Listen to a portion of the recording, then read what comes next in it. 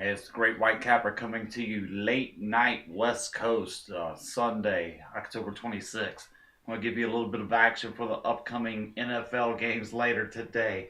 Actually, considering they're playing a game in London, I've got about 5 hours till the kickoff of the first game. Probably be a sleepless night, but I do a lot of work. Try to produce these winners for you. Touch briefly on what's going on. I got a huge game in the NFL tomorrow. Top bet of the week. It's going to be $20. You pay your $20. If this play doesn't cash for you, you get your $20 back immediately. And then I'm going to also give you 2 free weeks of my service. I think this game is set up perfectly. I'm going to tell you why I like it, what the setup is, why the setup works. I think this is the game you need to be on for a solid cash making play. Been doing very well with the big bets of late, even going back to last week, Saturday, Sunday last week, Cincinnati Bearcats on Saturday minus 14. Gave the logic, said why that play would be an easy money maker. Final score was 41-3. Absolutely destroyed SMU. Sunday came back, told you why. The Ravens were the play. -7, they won 29-7. Beat the shit out of the Falcons. Yesterday, it was like the simplest play, the big play of the day, the most logical. The line to me was just way off. Kansas State -10. And while they did cover the spread, more than doubled the spread in a 23-0 win, first Texas shutout in about a decade. Kansas State could have won that game easily by more points. Some of the big plays in the passing game to lock it were called back by penalty. Touchdown was one of them. So 23-0. That doesn't even begin to tell the story of how bad Kansas State demolished Texas yesterday. I pointed out in my pregame analysis how Texas struggled with 3 and outs, unable to move the ball. It just showed yesterday, 3 and outs, literally the entire first half, into the second half. They finally put a couple drives together where they held the ball for more than 3 plays, and then they weren't able to convert big fourth down plays as they approached the red zone. So the bigger plays I've been really analyzing well, picking the right game, so to speak. But that's the big part of handicapping, is being able to look over this card, come up with the right play to put the big money down. I think I found one for week 8.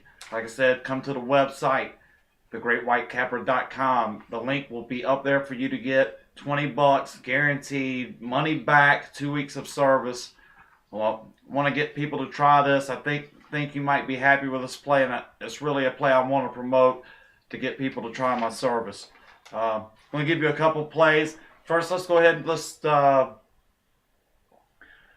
give you this game in England. I'm going to back Atlanta. Small action for me. The smallest of my 3 levels of plays for Sunday. Just as I don't trust Detroit. I've preached this before. To me, Matthew Stafford is the dumbest blockhead quarterback in the NFL. Huge rocket arm. Will not take anything away from Matthew Stafford's ability to actually throw the ball. What I question is his decision making. I mean, I have many examples. I could sit here and speak for an hour on the idiotic plays this guy has made over his career. Just piss poor decision making. Road game away from home, Carolina. In a tight game, they had just taken the lead. Fell behind as the Panthers retook the lead, and then he forces a ball down the middle of Calvin Johnson. No way this pass is going to get there. Tipped around, picked off. Thank you, Stafford, for being an idiot. For some reason, I think going over here, I think you're going to see him, try to show off, pump the ball down the field. I guess what I can say for Detroit is they're the worst 5-2 team in the league. Smoke and mirrors. I'm not buying into what the Lions are dishing out. I don't trust Matthew Stafford. Atlanta, all the things are against them here. Just have looked like shit. that's kind of why I want to step in and make the low-level play on Atlanta in this game. Is just everything has looked bad, and my experience and history shows in the NFL, especially in the more recent years of the free agency, where teams it's hard to stay good. You're going to get, what you see last week is not what you're going to see this week necessarily. You can't let one or two games totally block your vision of the overall scope of what's going on. With that in mind, the better play, next level up for you, I'm going to give you out the Saints tomorrow night, the primetime Sunday night game as they host the Green Bay Packers. Packers have been hot. Last week demolished the Carolina Panthers. First half just scored bam, bam, bam, bam, bam. Saints continue to come up on the short end of some tight games. Defense have let them down.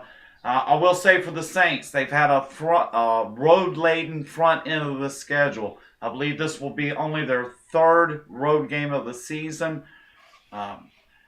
When Sean Payton is wearing the headsets and calling plays from the sidelines and Drew Brees is the quarterback, the New Orleans Saints have won 18 consecutive games in this building. Don't discount that. Packers, this isn't probably a situation where they strive in either. So, there's a lot of reasons to like the Saints here. Just for me, it's the 18 straight wins at home in this spot. I think they get the job done. So I'm going to give you Atlanta. I'm going to give you New Orleans. There's several others on the members play, but members card, if you sign up for the service longer term, I have other action plays and parlays for tomorrow. But the key tomorrow, $20. Go to the website. Top bet of the week for week 8. I really like this play.